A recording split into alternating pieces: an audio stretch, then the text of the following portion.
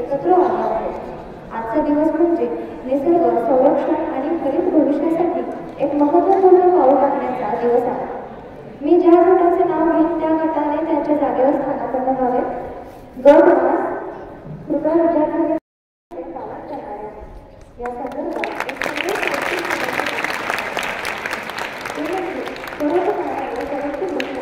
म्हणजे भावनेमध्ये परोपकाराचा विचार येतात.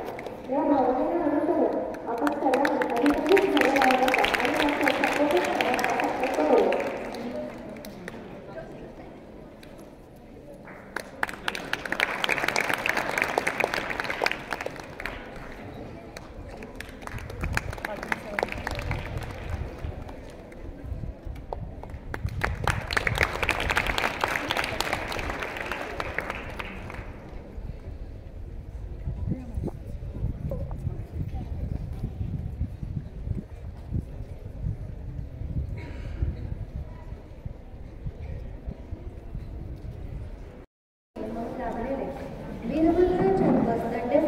यांची मी थोडक्यात ओळख करून देते. दंडसरांचे शिक्षण हे MA, BEd, MPhil, PhD व GIS असे आहे. ते दयानंद कला व शास्त्र महाविद्यालय सोलापूर येथे भूगोल विभाग प्रमुख म्हणून कार्यरत आहेत. त्यांनी 14 पुस्तके लिहिली असून 59 संशोधन लेख लिहिले आहेत.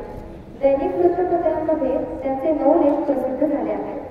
त्यांनी आजपर्यंत अनेक व्याख्याने दिली आहेत व त्यांच्या नावे एक पेटंट देखील आहे. सरांना तशी अनेक पुरस्कार मिळाले आहेत. तरी मी थोडक्यात त्या पुरस्कारांची नावे सांगते.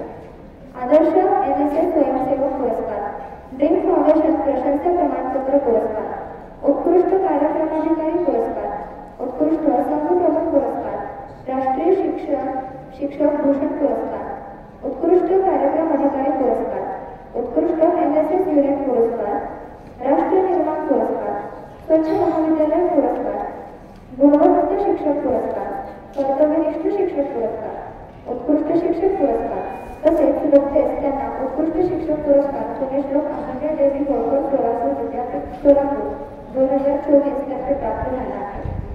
त्यांनी विद्यापीठातील विविध जबाबदाऱ्या देखील उत्कृष्टरित्या पार पाडल्या आहेत.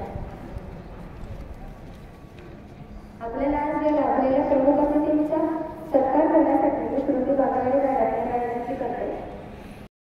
तो पृथ्वीवरील मानवी आणि भौतिक घटक समजून घेण्याची एक संधी आहे.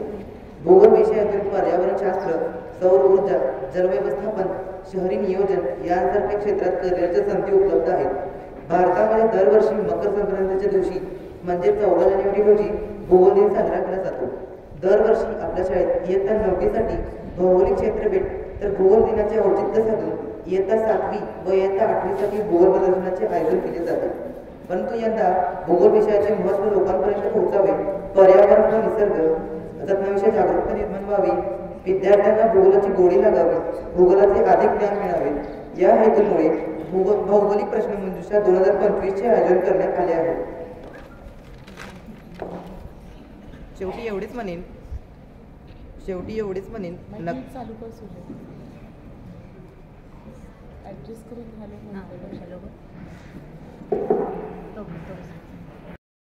3 मार्चसाठी पहिला प्रश्न. महाराष्ट्रातील कोणते शहर साखर शहर म्हणून ओळखले जाते? चुकीचं.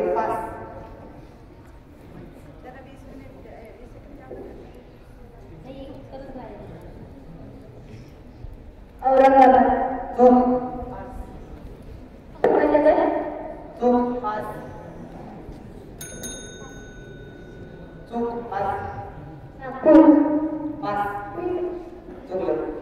महाराष्ट्रातील कोल्हापूर हे शहर साखर शहर म्हणून ओळखले जाते.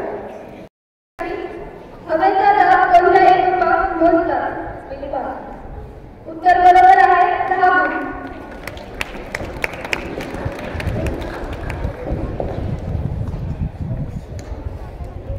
पुढचे प्रश्न सॅटर्न या ग्रुपसाठी. उत्तर ध्रुवावर थंडी वाढते तेव्हा कोणता पक्षी दक्षिण ध्रुवाकडे प्रवास करतो?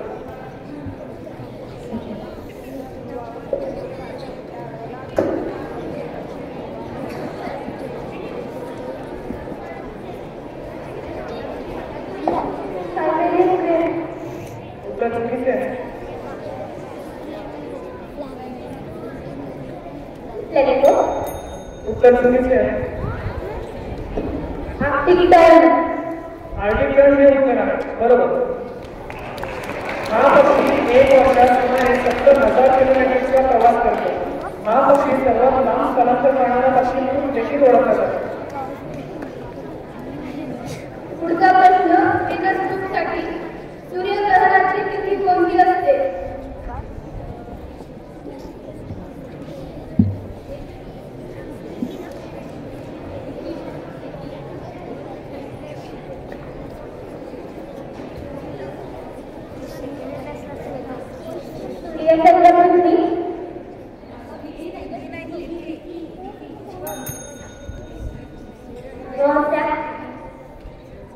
अमावस्या उत्तर बरोबर आहे.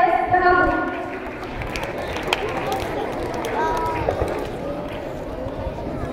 पुढचा प्रश्न नॅप्च्यून या ग्रहासाठी उत्तर गोलार्धातील सर्वात मोठा दिवस कोणता? उत्तर गोलार्धातील सर्वात मोठा दिवस कोणता? 30 जून. 31 जून हे उत्तर बरोबर आहे. या दिवशी सूर्य कर्कवृत्तावर थेट डोक्यावर असतो. त्यामध्ये पृथ्वीवर जास्त प्रकाश पडते. या दिवसाला उन्हाळी संक्रांती असे देखील म्हणतात. पुढचा प्रश्न ज्युपिटर ग्रुपसाठी खग्रास सूर्यग्रहणाचा जास्तीत जास्त कालावधी किती असतो? ग्रुपसाठी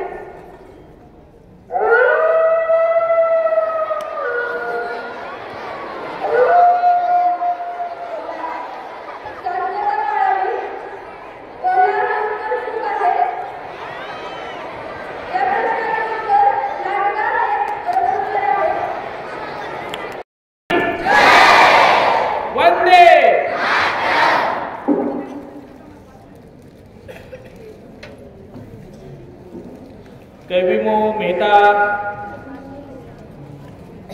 शाळेच्या आदरणीय मुख्याध्यापिका बायवाडीताई, भूगोल शिक्षिका आदरणीय वळसंकरताई,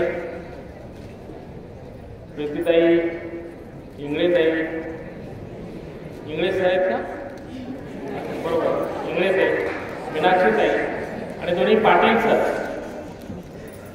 तसेच सर्व इतर शिक्षक बंधू आणि भगिनी आणि माझ्या लाडक्या विद्यार्थ्यांना, आत्ता या ठिकाणी जी प्रश्नमंजुषा झाली त्यामध्ये 2 गट जिंकले आणि बाकीचे गट हरले. हार आणि जीत हे आयुष्याला साकार करण्यासाठी आपल्याला एक अनुभव देऊन जात असतो. हारणाऱ्यांनी आणि जिंकणाऱ्यांनी दोघांनी लक्षात ठेवायचं की तूफान में ताश का घर नहीं बनता, तूफान में ताश का घर नहीं बनता, रोने से बिगड़ा हुआ मुकद्दर नहीं बनता, रोने से बिगड़ा हुआ मुकद्दर नहीं बनता, दुनिया को जीतने का हौसला रख, दुनिया को जीतने का हौसला रख, एक जीत से कोई सिकंदर और एक हार से कोई फकीर नहीं बनता. कित्येक वेळा आपण जीवनामध्ये हारतो, जिंकतो आणि त्या हरण्या जिंकण्यातून आपण उभं राहत असतो. जिंकणाऱ्यांनी कधीही हवेत उडायचं नाही आणि हारणाऱ्यांनी कधीही खचून जायचं नाही. पुन्हा पुन्हा जिंकण्याची उमेद बाळगून आपण या ठिकाणी पुढे जायचं. आज भूगोल दिन, या भूगोल दिनाच्या अनुषंगानं प्रश्नमंजुषा स्पर्धेसाठी मला इथं बोलवलं. भूगोल दिन कधी साजरा केला जातो तर 14 जानेवारीला. बऱ्याच वेळा असं सांगितलं जातं की 14 जानेवारीला मकर संक्रांत असते आणि त्या मकर संक्रांतीच्यामुळं भूगोल दिन साजरा केला जातो. मी थोडंसं करेक्शन करून सांगतो, मी दुरुस्ती करून सांगतो. 14 जानेवारीला डॉक्टर C.D. देशपांडे हे भूगोल महर्षी किंवा भूगोल तज्ज्ञ होऊन गेले.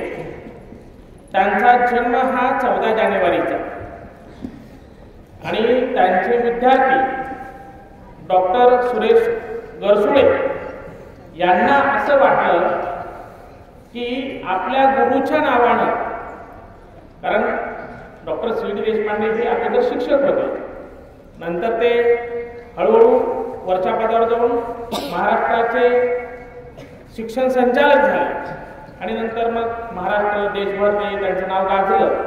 मग अशा एखाद्या भूगोल महर्षीच्या नावाने भूगोल दिन साजरा करावा असं त्यांच्या विद्यार्थ्याला वाटलं आणि विद्यार्थ्यांनी आपल्या गुरुच्या नावानं केलेलं हे एक त्याला काय म्हणू रोपटं म्हणून त्यांनी 1888 सालीच खऱ्या अर्थानं भूगोल दिन साजरा करायला सुरुवात झाली. मग आपण म्हणतो मकर संक्रांत 14 जानेवारीला येते. तर आपल्याला सगळ्यांना माहिती आहे की 12 जानेवारी ला स्वामी विवेकानंदाचा जन्म झाला. ती मकर संक्रांत होती. म्हणजे स्वामी विवेकानंदाचा जन्म जेव्हा झाला त्या काळात मकर संक्रांती 12 जानेवारीला होती. 60 ते 70 वर्षानंतर मकर संक्रांत पुढे जाते एक दिवसाने. मधल्या काळामध्ये 2-3 वर्षापूर्वी तुम्हाला माहित असेल 15 जानेवारीला मकर संक्रांत आली होती. पुन्हा एक दिवस अगोदर आली म्हणजे 14 जानेवारी. म्हणजे मकर संक्रांतीचा आणि भूगोल दिनाचा काहीही संबंध नाही. मधला काळ योगायोग होता की मकर संक्रांत आणि भूगोल दिन हे जवळजवळ 60-70 वर्षे एका दिवसात. दुसरा विषय मी मुद्दा म्हणून भूगोलाच्या अनुषंगाने सांगेल तुम्हाला आणि नंतर मग भूगोलात काय काय संधी आहेत त्यात 2 मिनिटात सांगण्याने सांगेल. आत्ता एकाने मला ते नावं घ्यायचे राहील.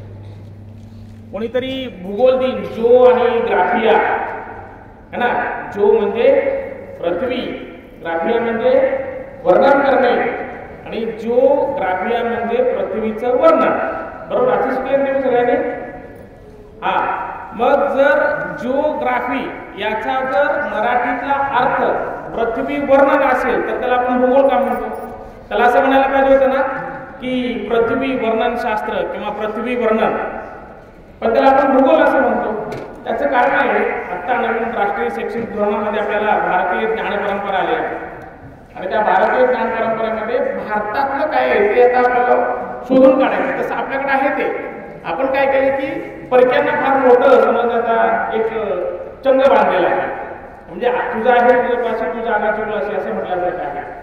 ज्या काळामध्ये ग्रीक, रोमन, अरब किंवा अमेरिकन या भूगोलाचा अभ्यास करत होते, ज्या पद्धतीने करत होते अभ्यास पद्धती आणि अभ्यास घटक, म्हणजे ज्या घटकाचा अभ्यास करतो ते अभ्यास घटक आणि ज्या पद्धतीने अभ्यास करतो त्याला आपण अभ्यास पद्धती असतो.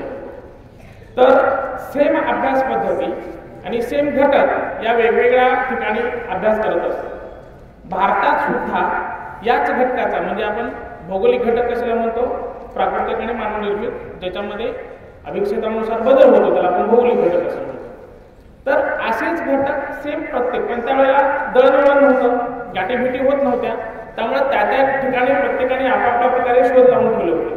परंतु जसं जसं दळणवळणाची साधनं वाढली आणि त्यावेळेला कळलं म्हणजे वास्को द गामा, कोलंबस हे यायला जायला लागले आणि मग नंतर मग त्यात देवाणघेवाण झाली. त्यातनं कळलं की भारतामध्ये सूर्य सिद्धांत या पुस्तकात या सगळ्या अभ्यास घटकाला किंवा अभ्यास पद्धतीला भूगोल हा शब्द प्रयोग केलेला आहे. म्हणजे भूगोल हा शब्द भारतीय आणि जिओग्राफी हा शब्द फॉरेन है ना. म्हणजे जगाच्या पटलावरती तो जिओग्राफी आहे आणि भारतात मात्र तो भूगोल आहे, कारण तो आपला भारताने किंवा भारतीय भूगोल तज्ञांनी सूर्य सिद्धांत या पुस्तकामध्ये तो शब्दप्रयोग करून ठेवलेला आहे. तुम्हाला तुमचे 2 नाव असतात माहिती आहे ना. एक हजेरीपटावर लिहिलेलं नाव आणि दुसरं तुमचं निकनेम, टोपण नाव असतं की नाही. पिंकी, चिंकी, इकडं खंड्या, गोट्या. तसं भूगोलाचं जिओग्राफी हे नाव त्याच्या हजेरीपटावरचं समजू आपण आहे ना. आणि भूगोल हे आपल्या भारताचं त्याचं टोपण नाव, पण त्याचं टोपण नाव नाही तुम्हाला समजण्यासाठी मी सांगतो आहे ना. ते टोपण नाव ते भारतापुरतं किंवा अगोदर अखंड भारत जेवढा होता ना, भारत, पाकिस्तान, अफगाणिस्तान, नेपाळ, भूटान वगैरे वगैरे, अखंड भारतात मात्र याला भूगोल या नावाने ओळखलं जातं, पण जागतिक पटलावरती याला जिओग्राफी या नावाने ओळखलं जातं. आणि मग अशा या भूगोलाच्या अनुषंगाने आपण अभ्यास करतोय, त्यामध्ये प्राकृतिक म्हणजे निसर्ग निर्मित असलेले काही घटक आणि मानव निर्मित असलेले काही घटक या सगळ्यांचा आपण एकत्रित अभ्यास करतो. या भूगोलाचा अभ्यास का करायचा किंवा हे भूगोल दिन म्हणजे C.D. देशपांडेंचा जो काही शिष्य होता डॉक्टर सुरेश गरसोळे यांना याची गरज का वाटली भूगोल दिन साजरा करण्याची, तर सगळ्यात महत्त्वाचं असं आहे की भूगोल ही 2-4 भिंतीत म्हणजे एका वर्गात शिकण्याचा विषय नाही आहे, तर तो निसर्गात जाऊन शिकण्याचा विषय आहे.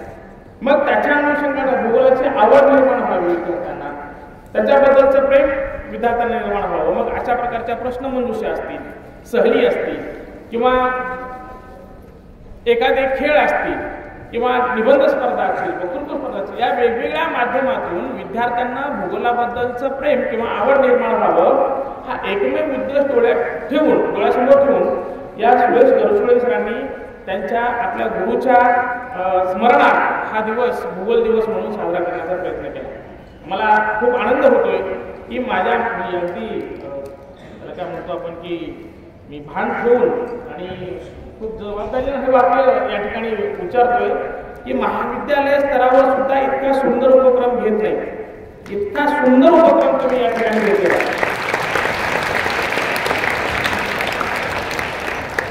तो कार्यक्रम विद्यार्थ्यांनीच घ्यायचा, विद्यार्थ्यांसाठीच घ्यायचा, सहभागी विद्यार्थीच, घेणारे विद्यार्थीच. आम्ही घेतो, आम्ही राज्यस्तरीय प्रश्नमंजुषा स्पर्धा घेतो, पण इतकी सुंदर म्हणजे मीच कबूल करतो की इतकी सुंदर आम्ही घेत नाही. एवढं म्हणजे माझ्या म्हणजे कौतुक करावं एवढं कमी आहे माझ्याकडे. तर एकत्रित पाहत असताना इतक्या सुंदर आमच्याकडे राज्यस्तरीय प्रश्नमंजुषा स्पर्धेसाठी तुमचा संघ पाठवा असं मी मॅडमला आजच निमंत्रण दिले होतं. जरी ती महाविद्यालय नसली तरी सुद्धा तुमचा संघ आम्ही स्वीकारू. म्हणजे इतके छान मुलं तुम्ही घडवलेले आहात, इतक्या म्हणजे कित्येक तरी प्रश्नामध्ये आम्ही कन्फ्यूज होतो पण मुलं कन्फ्यूज झाले नाही. इतकं सुंदर या ठिकाणी तुम्ही प्रश्नमंजुषा स्पर्धा घेतली. अशा अनेक स्पर्धांच्या माध्यमातून विद्यार्थ्यांना भूगोलाबद्दलची आवड निर्माण करणे हा मुख्य हेतू याच्या पाठीमागचा असतो. भूगोलाबद्दल आवड का निर्माण करावी किंवा मुलांना तेवढं ते का आवडलं पाहिजे, तर सगळ्यात महत्त्वाची गोष्ट आहे की भूगोलामध्ये ज्या अपॉर्च्युनिटीज आहेत त्याला संधी म्हणतो. तुम्ही मोठं झाल्यानंतर काय व्हायला, आता लहानपणी सगळेजण घरी मामा काका आले की पहिल्यांदा विचारतात ना तुला काय व्हायचं पुढं मोठं झाल्यानंतर, हा मग आपण सांगतो कलेक्टर व्हायचं वगैरे वगैरे वगैरे, डॉक्टर व्हायचं, इंजिनियर व्हायचं. तर याच्यामध्ये भूगोलात असलेल्या संधी कुठल्या, तर सगळ्यात महत्त्वाची गोष्ट अशी आहे की MPSC किंवा UPSC ज्याला आपण कलेक्टर किंवा डेप्युटी कलेक्टर किंवा या समक्ष असलेल्या किंवा समकक्ष असलेल्या ज्या पद आहेत त्या पदामध्ये भूगोलातून जे म्हणजे भूगोल मुख्य विषय निवडून जे विद्यार्थी MPSC किंवा UPSC देतात त्यांचा निकाल सगळ्यात जास्त आहे. त्याचबरोबर आता नवीन तंत्रज्ञान आहे, GIS आहे, GPS आहे, रिमोट सेन्सिंग आहे, जे तुम्ही गुगल मॅप वगैरे वापरता ना हे सगळं GIS वरती बनलेलं आहे. किंवा आता ड्रोन सर्वे आलेला आहे, नवनवीन टेक्नॉलॉजी याच्या माध्यमातून आलेल्या आहेत. आणि म्हणून नोकरीच्या संधी किंवा सर्वेक्षण आहे किंवा आत्ता आपण तुम्ही बघताय नकाशा तंत्र, कार्टोग्राफी, तुमच्या भूगोलाच्या पुस्तकामध्ये जे नकाशे असतात ते कोण बनवतं, तर ते भूगोलतज्ञच बनवतात. किंवा त्यातलं जे कार्टोग्राफीचं जे मुख्य त्याचं विशेष ज्ञान घेतलेलं आहे GIS वगैरे, तर ते लोक बनवतात. तर ह्या सगळ्या गोष्टी किंवा हवामान तज्ज्ञ असेल अशा वेगवेगळ्या क्षेत्रामध्ये तुम्हाला या भूगोलाच्या माध्यमातून संधी असतात. त्या संधी तुम्हाला मिळाव्यात आणि मग संधी कधी कळतील, जेव्हा तुम्ही भूगोलावरती प्रेम कराल, भूगोलाचा अभ्यास कराल, भूगोलाच्या माध्यमातून या सगळ्या संधी तुम्हाला कळायला लागतील, तेव्हा मग तुम्ही हळूहळू त्याच्याकडं आकर्षित व्हायला जाल आणि मग नंतर त्या अनुषंगाने तुम्ही तुमच्या करिअरच्या वाटा शोधायला जाल आणि मग तिथून तुमच्या करिअर खऱ्या अर्थानं सुरू होईल. हे सगळं सुरू करण्यासाठीचा एक चंग बांधलेला आहे या सगळ्या विविध स्पर्धांच्या माध्यमातून तुमच्या शाळेने किंवा आपल्यासारख्या अनेक शाळांनी. तर निश्चितच अशा प्रकारच्या या स्पर्धाच्या माध्यमातून तुम्ही पुढे जाल आणि अशा स्पर्धा वारंवार तुम्ही घ्याल अशी अपेक्षा करतो.